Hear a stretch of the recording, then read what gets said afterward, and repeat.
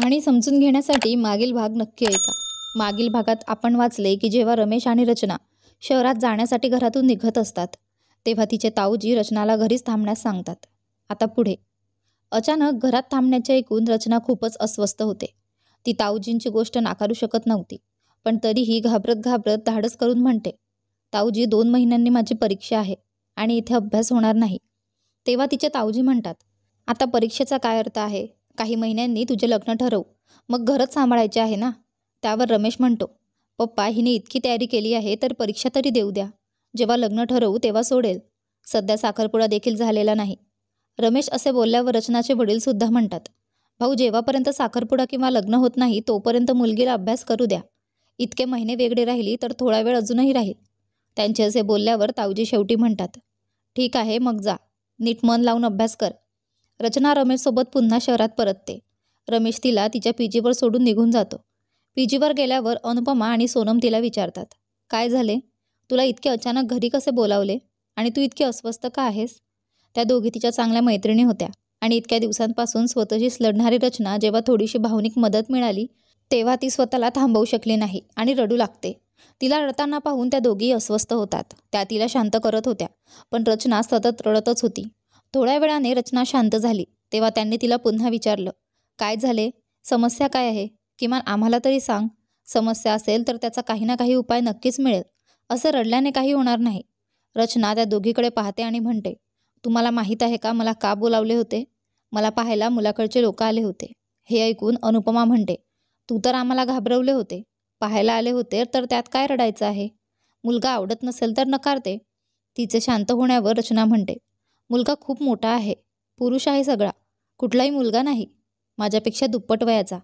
आणि माझे हो किंवा नाही काही चालणार नाही. कोणी विचारणारही नाही माझी मर्जी. ताऊजींना मुलगा आवडला तर लग्न तिथेच होणार. सोनम म्हणते, जर तुझे काही बोलल्याने काहीही बदलणार नसेल तर तुझ्या अस्वस्थ होण्यानेही काही बदलणार नाही. तू अस्वस्थ होतीस, रडून तुझे मन हलके झाले असेल. आता जा, तोंड धुवून ये. मी कॉफी बनवते आहे. कॉफी पिऊन थोडा वेळ आराम करायचा तर कर. नंतर पुस्तके घेऊन अभ्यास कर. तुझ्या हातात सध्या हेच आहे तर हेच कर. बाकीच्या गोष्टी एकदा विसरून जा. अनुपमा म्हणते, तू तिच्या समस्येचे समाधान शोधण्याऐवजी तिला अभ्यास करायला सांगते आहेस. तुला दिसतंय ना की ती किती अस्वस्थ आहे. अशा वेळी कसा अभ्यास करेल? सोनम म्हणते, तिच्या समस्येचे काही समाधान नाहीये. तिने स्वतःच सांगितले की होणार तेच जे तिच्या ताऊजींना योग्य वाटेल. तर मग यात कोणी काहीही करू शकत नाही. मी तिला अभ्यास करायला सांगते कारण जर तिला चांगली नोकरी लागली तर कदाचित तिला नंतर काही अडचण येणार नाही. तिचे भविष्य चांगले होईल का नाही यामध्ये तिच्या नोकरीचे महत्त्वाचे स्थान आहे. ती स्वावलंबी झाली तर तिथे तिचे काहीतरी महत्त्व तरी असेल. त्या दोघी गप्पा मारत होत्या आणि तिथे बसलेली रचना तिच्या विचारात गढून गेली होती. रचना विचारात हरवलेली पाहून सोनम विचारते, काय विचार करते आहेस? तर रचना म्हणते, तू बरोबर म्हणते आहेस. आता एकच आशा आहे, हा अभ्यास. हाच माझी अडचण कमी करू शकतो. साखरपुडा किंवा लग्न होईपर्यंत माझ्याकडे अभ्यास करण्याची संधी आहे. नंतर तर हीही मिळणार नाही. त्यामुळे आता याशिवाय काहीही विचार करणार नाही. सोनम तिला मिठी मारून धीर देते आणि म्हणते, गावातल्या सगळ्या गोष्टी विसरून जा आणि त्या गोष्टी आठव ज्यासाठी तू इथे आली होतीस. रचना हलकेसे हसते आणि मान हलवून होकार देते. मग सोनम कॉफी बनवायला जाते. इकडे रचनाचे घर. रचनाचे ताऊजी आणि पप्पा आज मुलाकडच्या घरी जाणार होते. रचनाची मम्मी तिच्या पप्पांना म्हणते, आटासाटा करतोय तरी, पण मुलगा आणि कुटुंब चांगले असले पाहिजे. नाहीतर असे कुठेही आपल्या मुलीचे लग्न ठरवू नका. तिचे पप्पा म्हणतात, जर सगळे ठीक असेल तरच भाऊजी होकार देतील. असे तेही लगेच नाही हो म्हणणार. तिची मम्मी म्हणते, मुलाचे वय खूप जास्त सांगत होता रमेश. तर तिचे पप्पा म्हणतात, थोडंफार जास्त आहे पण एवढं चालते. बाकी आज पाहून येतोय. सगळं ठीक असेल तरच करू. फक्त वय थोडं जास्त आहे म्हणून लग्नासाठी नकार देऊ शकत नाही. महेशचे घर. रचनाचे ताऊजी, पप्पा आणि रमेशचे मावसाजी महेशच्या घरी जातात. रमेशच्या कुटुंबात त्याचे आईवडील कमलादेवी आणि सोहनलाल, आजी आजोबा सुगणीदेवी आणि मुकुंदसिंह आणि एक बहीण सुमन आहे. महेशचे लग्न रचनासोबत आणि त्याची बहीण सुमनचे लग्न रचनाच्या भाऊ रमेशसोबत करण्याची चर्चा चालली होती. ताऊजी कुटुंब पाहतात, सुमनला पाहतात. त्यांना सगळे योग्य वाटते आणि ते लग्न पक्के करण्याचे मन करतात. साधीसुधी चर्चा झाल्यावर ते लोक घरी परत येतात. त्यांच्यासोबत मावशी काकाजी देखील येतात. ते विचारतात, सगळे योग्य वाटले का? तर ताऊजी म्हणतात, हो सगळं योग्य आहे. पण काकाजी म्हणतात, सगळं ठीक आहे तर उशीर न करता त्यांना कळवावे लागेल. ताऊजी म्हणतात, तुम्ही बोलून सांगून टाका. आमच्याकडून तर लग्न पक्का आहे. मग मावशी म्हणते, त्यांच्याकडूनही पक्का आहे. रचनाला पाहून गेले त्याच दिवशी त्यांनी होकार दिला होता. आता साखरपुडा आणि लग्नाचे बोलायला पाहिजे. कधी काय करायचे? तर ताऊजी म्हणतात, थोडं थांबून करू. साखरपुडा आणि लग्न 4-6 महिन्यांनीच करू. Anupama girls PG Jaipur. रचना एकदा सगळं विसरून पुन्हा अभ्यासात मग्न झाली होती. ती पूर्णपणे पुस्तकांमध्ये गढून गेली होती आणि तिला कल्पनाही नव्हती की तिच्या आयुष्यातील एक महत्त्वाचा निर्णय आधीच घेतला गेला आहे. तिच्या घरी रोज बोलणे होत होते, पण तिच्या परीक्षेच्या विचाराने तिच्या आईने तिला हे सांगितले नाही. तिलाही कुठेतरी जाणवत होते की हा नातेसंबंध रचनासाठी योग्य नाही, पण तिचे ऐकणारे कोणीच नव्हते. हळूहळू वेळ असा निघून जात होता आणि परीक्षेची तारीख जवळ येत होती. अनुपमा, रचना आणि सोनम ही जगापासून दूर स्वतःच्या तयारीत व्यस्त होत्या. अखेर परीक्षेचा दिवस येऊन ठेपला. आज परीक्षा होती, त्यामुळे सकाळपासूनच सगळे घाईघाईत तयार होत होते. परीक्षा केंद्र जयपूरमध्येच होते, त्यामुळे काही त्रास नव्हता. पण रचना कधीच एकटी कुठे गेली नव्हती, त्यामुळे तिच्यासोबत रमेश आला होता. वेळेवर सगळे घरातून निघाले आणि परीक्षा केंद्रावर पोहोचले. परीक्षा झाल्यावर सगळे परत घरी आले. सगळ्यांचे पेपर चांगले झाले होते, त्यामुळे सगळे खूप आनंदात होते. अनुपमा म्हणते, आज कुठेतरी बाहेर फिरायला जाऊया. इतके महिने झाले घरातच कैद आहोत. ती सोनमला म्हणते, विवेक भाऊ आणि गोलूला देखील विचार. सगळे सोबत असू तर जास्त मजा येईल. रचना म्हणते, तुम्ही लोक जा, मी नाही जाणार.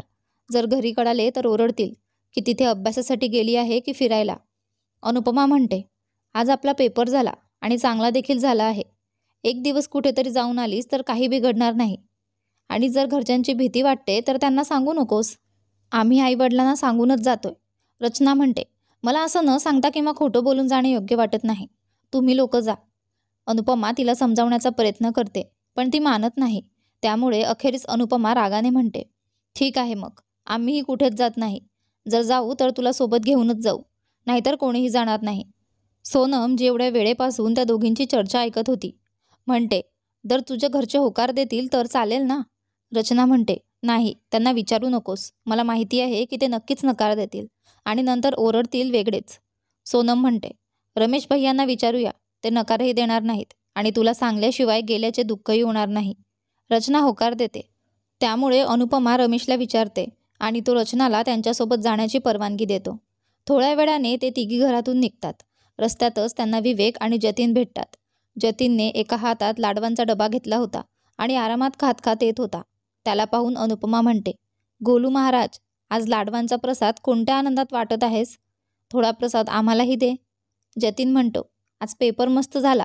पेपर सॉल्व करताना मी थकलो होतो, म्हणून थोडे लाडू खाऊन थकवा घालवतोय आणि पेपर चांगला झाल्याचा आनंदही आहे. विवेक म्हणतो, आणि अजून किती खाणार आहेस? थकवा घालवण्याच्या नावाखाली. पेपर देऊन येताना हा 4 कचोरी घेऊन आला होता. त्यातली 1 मी खाल्ली आणि 3 ह्याने खाल्ल्या. 2 तासांनी डबा आला तर स्वतःचा डबा आणि माझा अर्धा डबा खाल्ला आणि आता घरातून निघताच 1 किलो लाडवांमध्ये अर्धे संपवलेत. जतीन म्हणतो, कचोरी स्नॅक्स म्हणून खाल्ली, जेवण लंच म्हणून खाल्ले आणि आता हे लाडू डेझर्ट आहेत आणि आता फिरायला पण जायचे आहे, तर त्यासाठी एनर्जी नको का?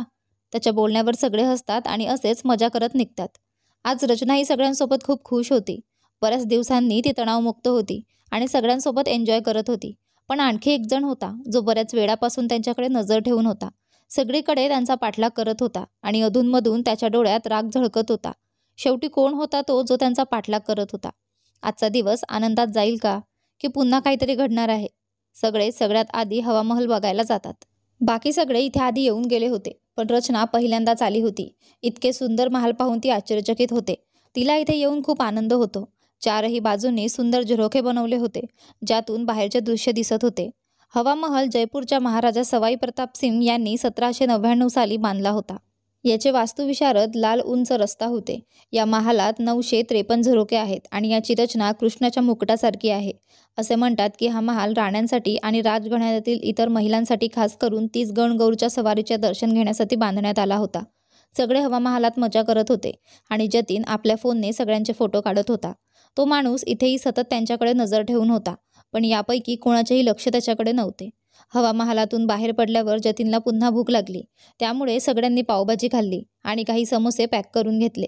त्यानंतर ते जंतर मंतरला जातात. जंतर मंतर सवाई जयसिंग यांनी बांधलेली एक खगोलशास्त्रीय वेधशाळा आहे. यामध्ये वेळ मोजण्यासाठी विविध यंत्रे आहेत. या वेधशाळेत उभ्या केलेल्या यंत्रांमध्ये सम्राट, जयप्रकाश आणि राम यंत्र देखील आहेत. यापैकी सम्राट यंत्र सर्वात मोठे आहे, ज्याचा उपयोग वायू परीक्षणासाठी केला जातो. त्याच्या वरच्या टोकावर आकाशीय ध्रुव इंगित केला आहे आणि त्यावर वेळ दाखवणाऱ्या खुणा आहेत, ज्यावरून आजही तास, मिनिट आणि चौथाई मिनिटांची अचूक माहिती मिळते. इथे खूप वेळ फिरल्यानंतर ते सगळे एका ठिकाणी बसतात आणि गप्पा मारायला लागतात. तो माणूसही त्यांच्यापासून काही अंतरावर बसतो, जिथून त्याला त्याच्या गप्पा व्यवस्थित ऐकू येत होत्या.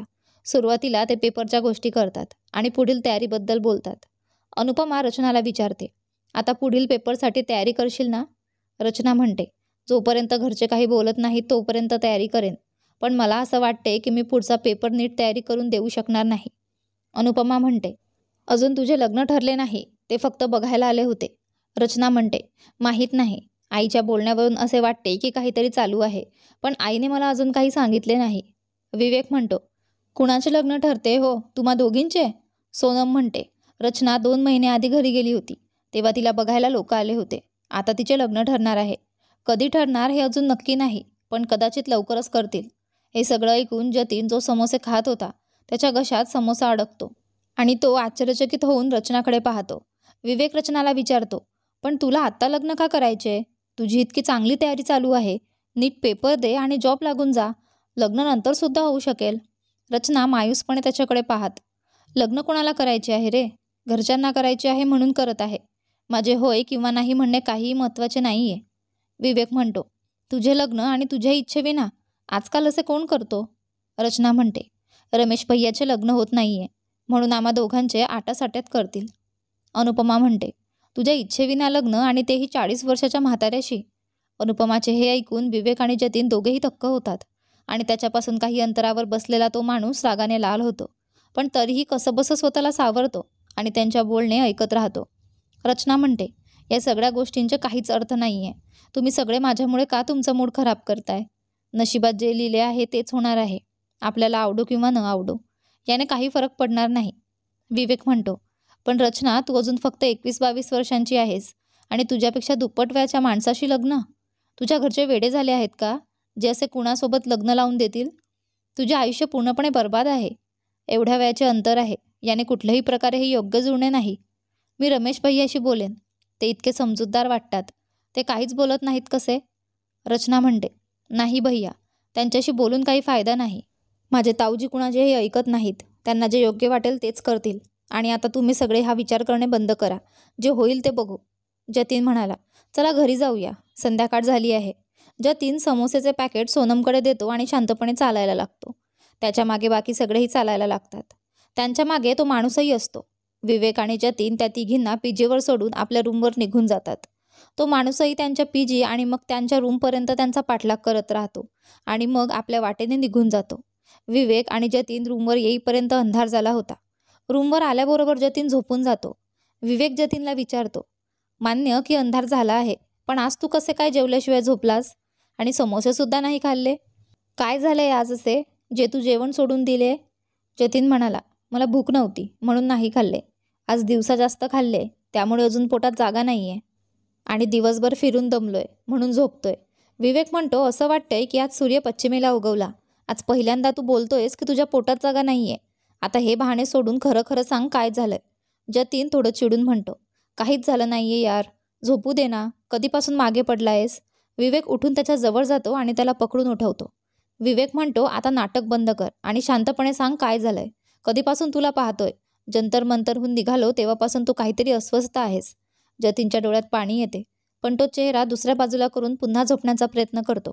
तेव्हा विवेक त्याला पुन्हा पकडतो. विवेक म्हणतो, शेवटचे विचारतोय, सरळ सांग, काय झालंय तुला आणि रडतोयस का? जतीन रडायला लागतो. तेव्हा विवेक त्याला मिठी मारतो आणि शांत करतो. थोड्या वेळाने जतीन शांत होतो. तेव्हा विवेक त्याला विचारतो, आता सांग आणि खरं सांग. जतीन उदास होऊन, या रचनाचे लग्न होईल. विवेक, हां, तर कधी ना कधी लग्न व्हायचेच आहे. तिच्या घरच्यांना घाई आहे म्हणून तिचे लवकर लग्न होईल. पण यात तू काय एवढा त्रास घेतोयस? जतीन डोकं खाली घालतो आणि त्याचे डोळे पुन्हा पाणावतात. विवेक त्याच्याकडे पाहत म्हणतो, तू रचनाला पसंत करतोस का? जतीन होकारार्थी मान हलवतो. विवेक म्हणतो, मग इतक्या वेळेपासून सांगितले का नाहीस? आधी सांगितले असते तर काहीतरी होऊ शकले असते. जतीन म्हणतो, ती नाही मानणार म्हणून सांगितले नाही. विवेक, आता तरी सांगू का? जतीन म्हणतो, नाही, ती चुकीचं समजेल आणि मैत्रीसुद्धा तुटेल आणि तसंसुद्धा आता काही होणार नाही आहे. विवेक म्हणतो, एकदा सोनमशी बोलतो, काय माहीत अजूनही काही चान्स असेल. विवेक सोनमला कॉल करतो. सोनम म्हणते, हां भाई. विवेक म्हणतो, एकटी आहेस का? नाही आहेस तर जरा साईडला जाऊन बोल. सोनम म्हणते, एक मिनिट हां, साईडला आले, आता बोल. अशी काय गोष्ट आहे? विवेक म्हणतो, रचनाच्या लग्नाबद्दलची गोष्ट पूर्ण सांग. त्यावेळी मला नीट समजले नव्हते. सोनम सगळे सांगते की तिच्या कुटुंबात आटासाटा चालते. तिथे तिची भावजाई होईल. तिच्या भावाशी रचनाचे लग्न होईल. ज्या लोकांच्या लग्नात काही अडचणी येतात त्यांच्या कुटुंबात असे करतात आणि तसेच रचनाचेही होणार आहे. विवेक म्हणतो, म्हणजे रचनाचे लग्न कुठे दुसरीकडे होऊ शकत नाही? सोनम म्हणते, नाही. म्हणूनच तिला तिच्यापेक्षा दुप्पट वयाच्या मुलाचे प्रस्ताव येत आहेत. काही खास कारण होते का? विवेक म्हणतो, नाही, काही कारण नव्हते. त्यावेळी नीट समजले नाही म्हणून विचारले. रचना पण चिंतेत होती म्हणून मी जास्त विचारले नाही. हे बोलून विवेक फोन ठेवतो आणि जतीनकडे पाहतो. जतीन म्हणतो, काय झालं? असं का बघतोयस मला? विवेक म्हणतो, तुझ्या तोंडात जीभ नव्हती का? आधी सांगितले असते तर काय बिघडले असते तुझे? आता काही होणार नाही. तिचेही आयुष्य तुझ्यासोबत चांगले जाऊ शकले असते. आता कसा माणूस मिळेल देव जाणे. जतीन म्हणतो, यार मी तिला डिस्टर्ब करू इच्छित नव्हतो म्हणून काही बोललो नाही. ती इथे शिकायला आली आहे आणि असं काही झाले असते तर ती डिस्टर्ब झाली असती. दोघेही थोडा वेळ तसंच बसून राहतात. मग विवेक जेवण आणतो आणि जतीनला खाऊ घालून झोपवतो. नंतर स्वतःही जेवतो आणि काही विचार करत झोपी जातो. दुसऱ्या दिवशी रचनाला रमेशचा कॉल येतो. रमेश म्हणतो, रचना तू आपले सामान पॅक कर, उद्या घरी जायचे आहे. रचना म्हणते, पण सामान का? आता मी परत येणार नाही का? रमेश म्हणतो, नाही, आता परत येऊ नकोस. रचना म्हणते, पण भैया अजून एकच पेपर झाला आहे, एक पेपर बाकी आहे, तो देण्याचे काय? रमेश म्हणतो, मी पप्पांना सांगितले होते पण ते म्हणाले की आता जे काही शिकायचे आहे ते इथून शिक आणि नाही शिकायचे तर काही गरज नाही, पण आता घरीच राहायचे आहे. तू काळजी करू नको, मी पप्पांशी बोलून तुला स्मार्टफोन आणून देईल, त्यातून घरीच शिक. इथले काही आता होणार नाही. रचना म्हणते, ओके भैया. रचना रमेशशी बोलून उदास होते. तिला माहिती होते की आता ती कदाचित शिकू शकणार नाही. तिला हेही वाटत होते की असं अचानक का बोलवले. नक्कीच काहीतरी कारण आहे. काही कारण नसले असते तर त्यांनी आधीच सांगितले असते की परीक्षेनंतर गावातच राहायचे आहे. रचना या विचारात गुंग बेडवर बसलेली असते. तेवढ्यात सोनम येते. ती खाली अनुपमाकडे गेली होती. सोनम येऊन रचनाला विचारते, तू अशा विचारात का बसली आहेस? रचना म्हणते, मी उद्या घरी चालले. सोनम म्हणते, चांगलं आहे, 2-4 दिवस जाऊन आलीस की मन फ्रेश होईल. रचना म्हणते, मी कायमचीच चालले. सोनम आश्चर्याने म्हणते, कायमची? का? अचानक असं कसं? काल तर काही सांगितलं नव्हतंस. रचना म्हणते, मलाच आता समजलं तर तुला आधी कसं सांगणार? मग रचना सोनमला सगळे सांगते आणि आपली चिंता व्यक्त करते की काहीतरी कारण आहे म्हणून अचानक बोलावले आहे. नक्की काय झाले आहे हे माहीत नाही. सोनम म्हणते, तू काळजी करू नकोस, चांगले विचार कर, चांगलेच होईल. चल मी तुझ्या पॅकिंगची मदत करते. मग दोघी मिळून रचनाचे सामान पॅक करतात. लंचच्या वेळी रचना अनुपमा आणि तिच्या आईलाही सांगते. सगळ्यांना रचनासाठी वाईट वाटते पण ते काहीच करू शकत नाहीत. आंटी म्हणते, जाणे ठरलेले असले तरी तू तुझे शिक्षण सोडू नकोस. रचना म्हणते, मी प्रयत्न करेन की चांगले शिकता येईल. एक दिवस आधी रचनाच्या गावात काहीतरी वेगळे चालले होते. महेश, ज्याच्यासोबत रचनाचे लग्न ठरले होते, तो आपल्या पप्पासोबत तिथे आला होता आणि थोडा रागात दिसत होता. पण अजून लग्न झाले नव्हते म्हणून त्याने कसेबसे आपला राग आवरून ठेवला होता. महेशचे पप्पा रचनाचे पप्पा आणि ताऊजींना बोलतात, भाऊजी, सुसंस्कृत घरातील मुलींचे असे मुलांच्या सोबत फिरणे योग्य नाही. आम्ही तरीही तिचे मुलांच्या सोबत मस्ती करताना पाहूनही नातं तोडत नाही आहोत. पण आता तिला घरी बोलवा. आम्हाला नोकरी करायचीच नाही आहे. मग तिथे राहून शिकण्याचा काय उपयोग?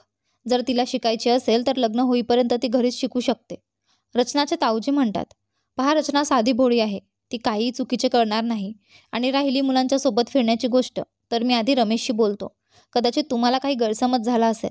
रचनाचे ताऊजी रमेशला फोन करतात आणि त्याला विचारतात, तुला माहिती आहे का काल रचना कुठे होती? रमेश विचारतो, का, काय झालं? ती काल 2 मुले आणि मुलींसोबत फिरत होती. महेशजींनी तिला पाहिले आहे. तुला याबद्दल काही माहिती आहे का? रचनाचे ताऊजी विचारतात. रमेश म्हणतो, होय, काल रचना फिरायला गेली होती आणि ती मला विचारूनच गेली होती. ती 2 मुले ज्यांची तुम्ही गोष्ट करत आहात त्यातला एक तर तिच्यासोबत राहणाऱ्या मुलीचा भाऊ आहे आणि रचना अनुपमाला बहिणीप्रमाणेच मानतो. दुसरा त्याचा मित्र आहे. मी दोघांनाही चांगलंच ओळखतो, अनेकदा भेटलोय, ते चांगले लोक आहेत. रचनाचे ताऊजी म्हणतात, तुला माहिती होते तरीही तू तिला मुलांच्या सोबत जाऊ दिलेस. तुझे डोके ठिकाणावर आहे का? तिला तिथे शिकण्यासाठी पाठवले आहे, मस्ती करण्यासाठी नाही. 2 दिवसात रचनाला घरी आणून सोड. एकतर तिच्या सासरच्यांना तिच्या घराबाहेर राहणे पसंत नाही आणि त्यात अशा गोष्टी समोर येत आहेत. उद्या काही चूक झाली तर तिच्याशी लग्न कोण करेल? सांग तिला आपले सामान बांधून तयार ठेवायला. जेवढे शिकायचे होते तेवढे शिकून झाले. रमेश म्हणतो, की तिचा अजून एक पेपर बाकी आहे.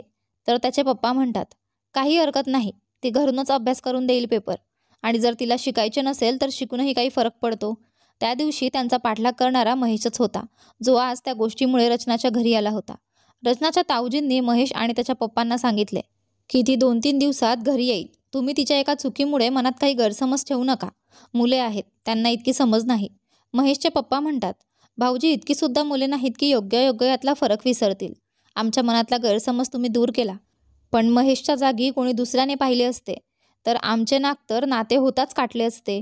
रचनाचे ताऊजी हात जोडून म्हणतात, आमच्या मुलांच्या वागण्याबद्दल मी तुम्हाला माफी मागतो आणि विश्वास देतो की असे काही पुन्हा होणार नाही. त्यांना हात जोडताना पाहून महेशचे पप्पा म्हणतात, अरे तुम्ही हे काय करताय? माझे तुम्हाला खाली दाखवण्याचे किंवा बेइज्जत करण्याचे काहीच उद्दिष्ट नव्हते.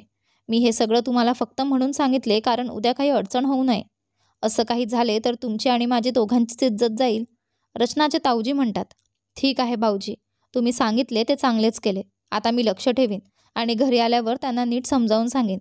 आपण ही गोष्ट इथेच संपवू. महेशचे पप्पा म्हणतात, हो तुम्ही बरोबर म्हणताय. गोष्टीला जास्त वाढवून काय फायदा? पण मला वाटते की आता आणखी उशीर करणे योग्य नाही. आपण लवकरात लवकर लग्न उरकून टाकूया. जबाबदारी खांद्यावर आली की समज आपोआप येईल. रचनाचे पप्पा आणि ताऊजी यांना त्यांचे म्हणणे पटते. महेशचे पप्पा पुढे बोलत म्हणतात, मला तर असं वाटतं की महिन्याभरात साखरपुडा करूया आणि मग त्यानंतर 2-3 महिन्यांनी लग्न.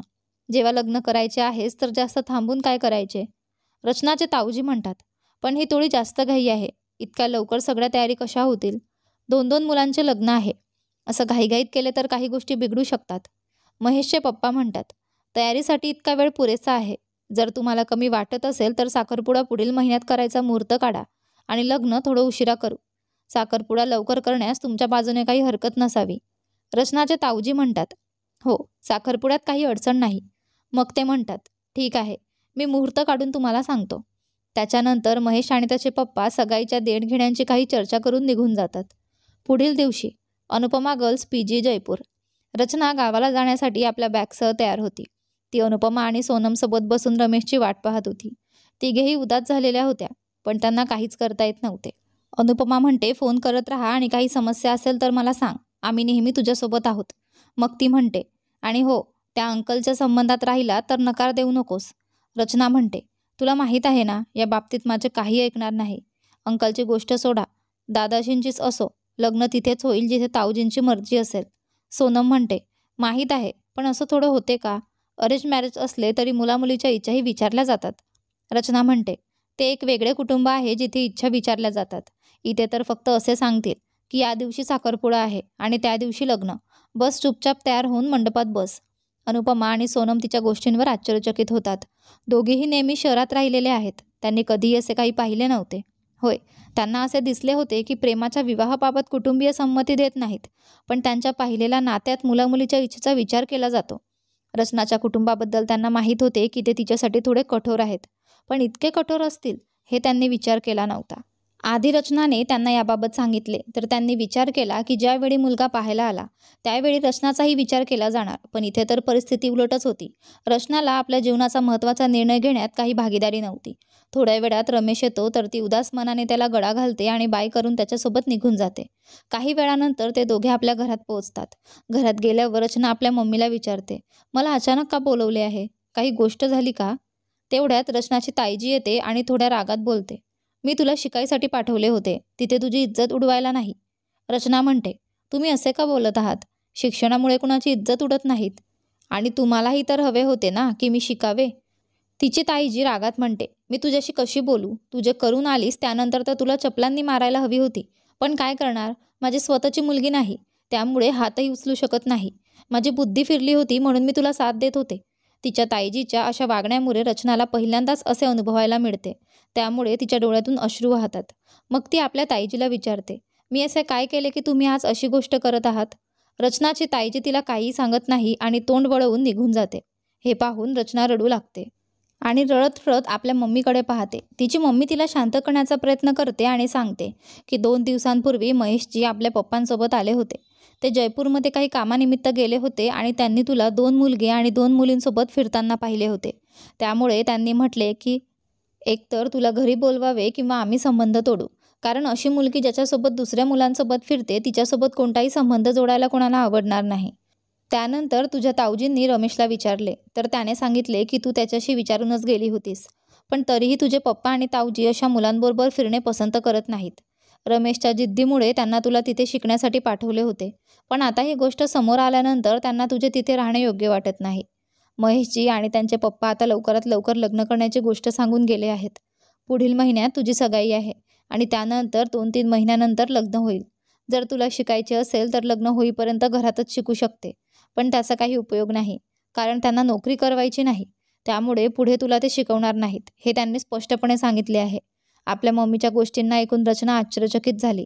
तिला काहीच समजत नव्हते की काय चालले. इतकी छोटी गोष्ट किती मोठी वादळात बदलली. काहीही न करता तिला चुकीचे ठरवले गेले आणि लग्नही ठरवले गेले आणि तिला काहीच माहिती नाही. ती आपल्या मम्मीला सांगते, मम्मी, मी अनुपमा आणि सोनमसोबत गेले होते आणि ते मुलगे तर सोनमचा भाऊ आणि त्याचा मित्र होते. ते तर घरातही दुर्गा आंटीकडे येतात. भाऊ त्यांना चांगल्या प्रकारे ओळखतो. परीक्षा चांगली झाली होती म्हणून ते सगळे म्हणाले की तू कधी बाहेर गेलेली नाहीस, तर आज तू चल, म्हणून मी भाऊकडे विचारून गेली होती. रचनाची मम्मी म्हणते, विषय जो काही असो, पण तू चुकीच्या समजली जाशील. हे तर रमेशने तुझ्या ताऊजींना, महेशजींना समोरच सांगितले होते. रचना विचार करत राहते की आता काय होईल. एकतर तिला आधीच तो व्यक्ती आवडत नव्हता, त्याच्यावर तिला काहीही माहिती न देता संबंध केला गेला. आता अशा व्यक्तीसोबत ती कशी राहणार जी काहीही न समजता तिला चुकीचे समजून घेत आहेत. लग्नाच्या आधीच तो असे करतो तर लग्नानंतर काय होईल. रचना तिच्या अडचणी आपल्या मम्मीला सांगते तर त्या तिला म्हणतात, बेटा, हे सगळं नशिबाचे खेळ आहे. जे नशिबात लिहिले आहे तेच होईल. आम्ही यामध्ये काहीही करू शकत नाही. तू चिंतेत होऊ नकोस. रचना कधीही कोणत्याही गोष्टीसाठी अधिक वाद घालणारी नव्हती, म्हणून यावेळीही तिने एकदा आपल्या गोष्टी सांगितल्या आणि शांत झाली. पण रमेशला सर्वांचे रचनाप्रती असे वागणे सहन होत नव्हते. त्याला माहीत होते की काय घडले आहे, पण त्याला समजत नव्हते की इतक्या सामान्य गोष्टीवर सर्वांनी अशी प्रतिक्रिया का दिली आहे, जणू रचनाने काही अपराध केला आहे. त्याला माहीत नव्हते की जे तिच्यासाठी सामान्य होते ते तिच्या घरच्यांसाठी अजिबात सामान्य नाही. तिचे कुटुंब त्यांच्यात येत होते, ज्यांना आपल्या मुलीचे कोणत्याही अनोळखी मुलाशी बोलणे हे चुकीचे वाटते, पण ते कोणत्याही अनोळखी मुलाला त्यांच्या मुलीला आनंदाने सोपवू शकतात. कोणत्याही नातलगाने सांगितलेली गोष्ट खरी मानून ते संबंध करतात आणि अनेक वेळा तर फक्त संबंध करण्यासाठीच काही चुकीचे वाटले तरी ते जाणून बुजून आपले डोळे बंद करतात. दुर्भाग्याने जर लग्नानंतर मुलीला काही अनर्थ झाला तर ते तिच्या नशिबाचे बोलून तिला यातच अडकवतात आणि तिला समजून घ्या असे सांगतात, हे विचारात न घेता की हे नशीब तिला कोणी दिले.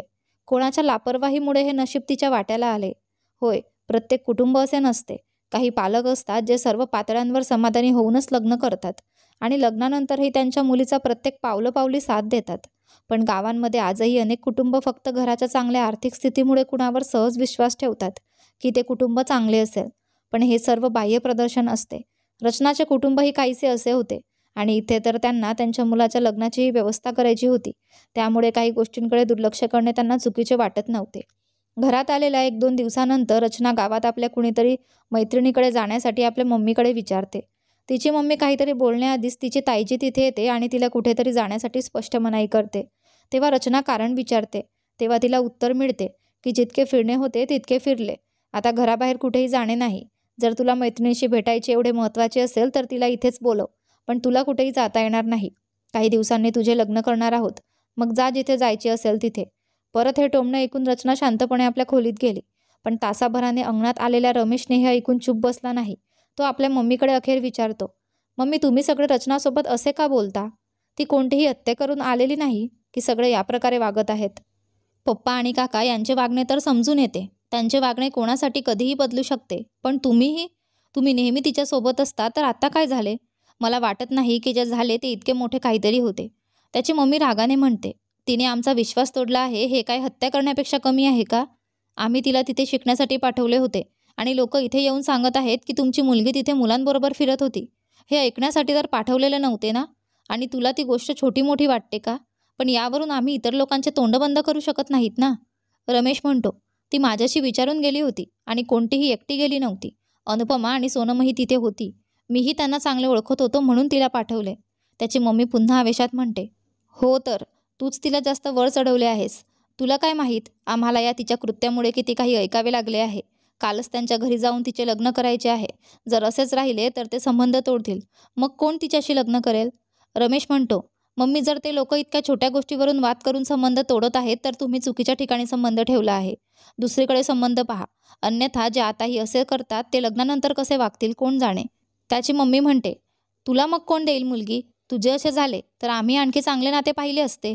आता आटासाटामध्ये असेच नातेसंबंध मिळतात आणि हेच निभावून घेणे लागेल. तर चांगले आहे तूही या गोष्टी समजून घे आणि तुझ्या लाडक्या बहिणीला सुद्धा समजावून दे. आणि काही विचारायचे असेल तर आपल्या पप्पांशी बोल, माझे डोके खाऊ नको. त्याच्या मम्मीच्या अशा गोष्टी ऐकून रमेशही चूप झाला. त्याला माहिती होते की त्याचे पप्पा आधीच नाते ठरवून ठेवले आहेत, त्यामुळे आता ते मागे हटणार नाहीत, म्हणून बोलण्यात काहीही अर्थ नाही. तो महेशला भेटून त्याचे गैरसमज दूर करण्याचा विचार करतो, जेणेकरून भविष्यात रचना या गोष्टीमुळे त्रस्त होऊ नये. जेव्हा तो महेशशी बोलतो आणि सर्व गोष्टी सांगतो तेव्हा महेश त्याला आश्वासन देतो, आपण निश्चिंत राहा, मी या गोष्टीमुळे आपल्या बहिणीला एकदम त्रास देणार नाही. मी तिला त्या मुलांबरोबर पाहिले तेव्हा मला वाटले की तिने कुठेतरी तर नाते केले नाही ना, कारण माझे नाते ठरलेले होते, त्यामुळेच आम्ही आपल्या घरात बोलवण्यासाठी आलो होतो. माझा दुसरा कोणताही उद्देश नव्हता. रमेश म्हणतो, पण तुम्ही माझ्या घरच्यांसमोर या गोष्टीचा उल्लेख दुसऱ्या प्रकारे केला होता ना. महेश स्पष्ट करताना म्हणतो, हो, पप्पांनी विचारले की आपण बोलून परतले, त्यामुळे ते थोडे नाराज होते. बाकी नंतर आपण सर्व गोष्टी स्पष्ट केल्या. आता तुम्ही या गोष्टीचा विचार जास्त करू नका, जे झाले आहे ते इथेच संपवूया. महेशच्या या समजदारीच्या गोष्टी ऐकून रमेशला थोडा विश्वास वाटला, पण तरीही त्याला ते ठीक वाटत नव्हते. पण त्याच्यासमोर जे चालले होते त्यावर चुपचाप राहण्याशिवाय दुसरा कोणताही मार्ग नव्हता. असेच पुढील 15 दिवस गेले, पण रचनाच्या घरच्यांचे वर्तन तसेच राहिले. रचनाने आता हेच तिचे नशीब मानून स्वीकारले होते. तिचे शिक्षण पूर्णपणे तुटले होते.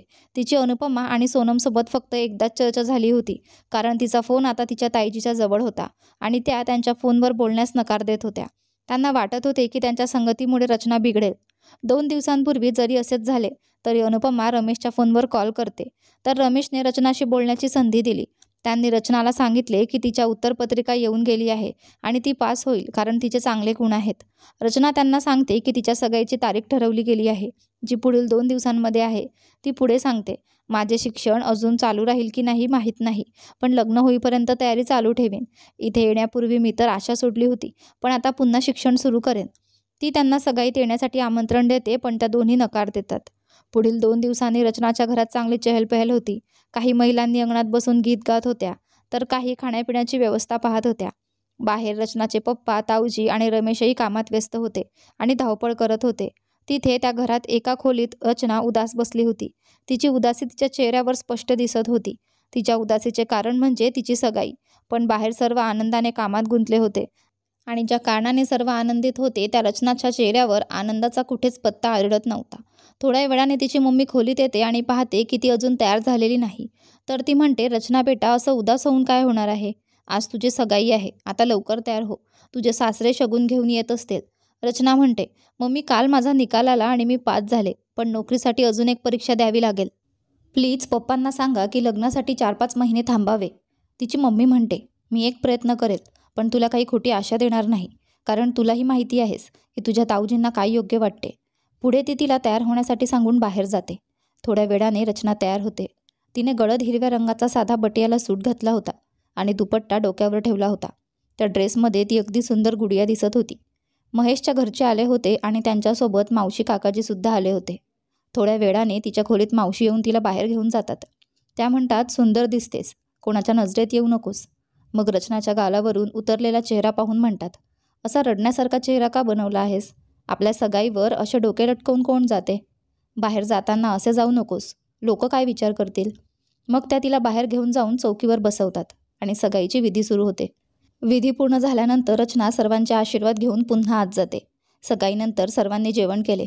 त्यानंतर रचनाचे ताऊजी आणि पप्पा मुलगा पक्षासोबत बसून चर्चा करत असताना महेशचे पप्पा म्हणतात, आमच्या पंडितांनी तर लग्नासाठी 2 महिन्यांचा मुहूर्त सांगितला आहे. आम्हाला तो योग्य वाटला, तुम्ही विचार करून सांगा. असेच 4-5 दिवस गेले आणि या काळात रमेश, महेश आणि सुमनचा तिलकही होतो आणि दोन्ही पक्षांच्या सहमतीने 2 महिन्यांच्या नंतरच्या तारखेला लग्नासाठी ठरवले जाते. सगाईनंतर रचना आणखी गडबडीत होऊन जाते. पेपर पास होण्याची खात्री झाल्यानंतर तिने घरून तयारी करायचा विचार केला होता, पण 2 महिन्यांनीच लग्नाची बातमी ऐकून तिची सर्व आशा संपली होती.